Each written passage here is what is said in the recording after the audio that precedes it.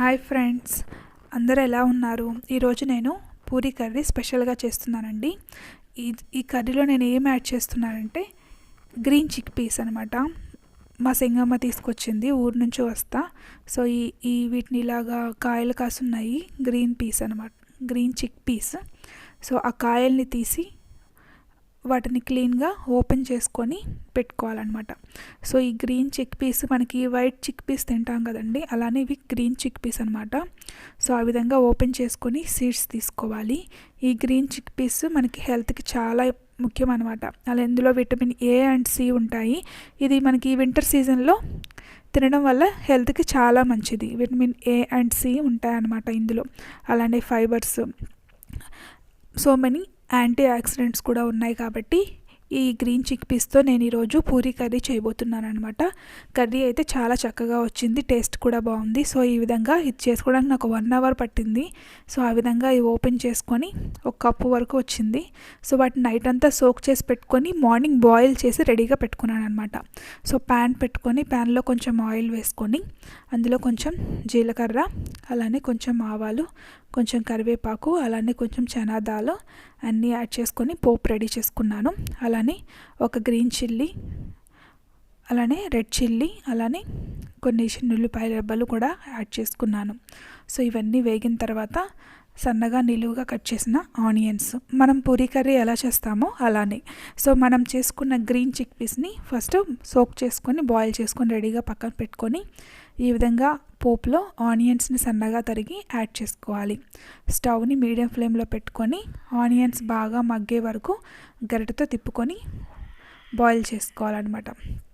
So first onions ఇవి మాడిపోకుండా, అలానే మరీ మెత్తగా కాకుండా ఒక 50% మాత్రమే ఉడికేలాగా చూసుకోండి. సో ఈ విధంగా ఆనియన్స్ కొంచెం వేగే వరకు స్టవ్ని క్యాప్ పెట్టేసుకొని కొంచెం ఉడికించుకోవాలన్నమాట. సో ఆనియన్స్ మాడిపోకుండా మీడియంగా బాయిల్ అయిపోతే చాలు. సో ఫస్ట్ మనం ఈ ఆనియన్స్ని లైట్గా ఫ్రై చేసుకోవాలి. సో ఇవన్నీ వేగిన తర్వాత ఇందులో మీకు కావాల్సిన పసుపు, కొంచెం ఉప్పు యాడ్ చేసుకోండి. మీకు కారం కూడా కావాలనుకుంటే, మీ టేస్ట్కి తగినట్లుగా కారం కావాలనుకుంటే అందులో యాడ్ చేసుకోవచ్చు. అలానే నేను 2 గ్రీన్ చిల్లీ, 1 రెడ్ చిల్లీ మాత్రమే యాడ్ చేశాను. సో కారం కూడా కావాలనుకుంటే యాడ్ చేసుకోండి. సో ఈ విధంగా పసుపు, ఉప్పు, కారం వేసుకొని కాసేపు ఉడకపెట్టుకొని ఆల్రెడీ బాయిల్ చేసి పెట్టుకున్న ఈ గ్రీన్ చిక్ పీస్ని ఇందులో యాడ్ చేసుకున్నాను. సో ఇవి కూడా కొంచెం ఆయిల్లో వేగుతాయని ఆ విధంగా యాడ్ చేసుకున్నాను అనమాట. సో యాక్చువల్గా కొంతమంది పూరీ కర్రీకి బఠానీలు వేస్తారు, అలానే చిక్ పీస్ వేస్తారు, శనగపప్పు వేస్తారు. సో చిక్ పీస్ కూడా యాడ్ చేసుకుంటారు. సో నేను ఈ విధంగా ఫస్ట్ టైం గ్రీన్ చిక్ పీస్తో చేశాను అనమాట. సో అవి కొంచెం వేగిన తర్వాత ఒక 2 స్పూన్స్ శనగపిండి తీసుకొని కొంచెం వాటర్ యాడ్ చేసుకొని లంప్స్ లేకుండా స్పూన్తో మిక్స్ చేసుకోవాలి. సో ఎటువంటి గడ్డలు లేకుండా ఆ విధంగా వాటర్ కలుపుకొని ఈ వాటర్ని మాత్రమే అందులో యాడ్ చేసుకున్నాను. సో ఇలాగా శనగపిండిని మిక్స్ చేసిన దాన్ని ఆ ఆనియన్ మిశ్రమంలో యాడ్ చేసుకోవాలి. సో మీకు కర్రీ క్వాంటిటీని బట్టి వాటర్ యాడ్ చేసుకోవచ్చు.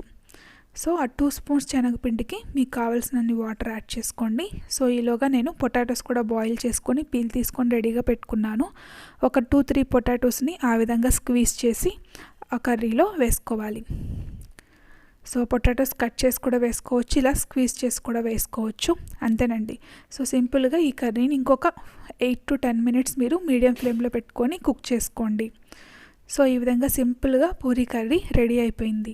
సో ఈ కర్రీ మనం డైలీ చేసుకునే పొటాటో ఆనియన్ కాకుండా సో ఈరోజు ఈ విధంగా నేను గ్రీన్ చిక్ పీస్ యాడ్ చేశాను అనమాట. సో అది కొంచెం ఉడికిందాక లాస్ట్లో కొంచెం కొత్తిమీర యాడ్ చేసుకోండి. సింపుల్గా పూరీ కర్రీ రెడీ అయిపోయిందనమాట. సో ఈ కర్రీ హెల్త్కి చాలా మంచిది, అలానే పూరీలో కూడా చాలా టేస్టీగా ఉంది. సో ఫ్రెండ్స్, మీకు నచ్చితే కనుక మీరు కూడా ఈ కర్రీని ట్రై చేయండి. అలానే ఈ కర్రీ ఎలా ఉందో కూడా please like and comment my YouTube video. So curry ఇలా చేసుకున్న తర్వాత పూరీస్ చేసుకున్నానండి.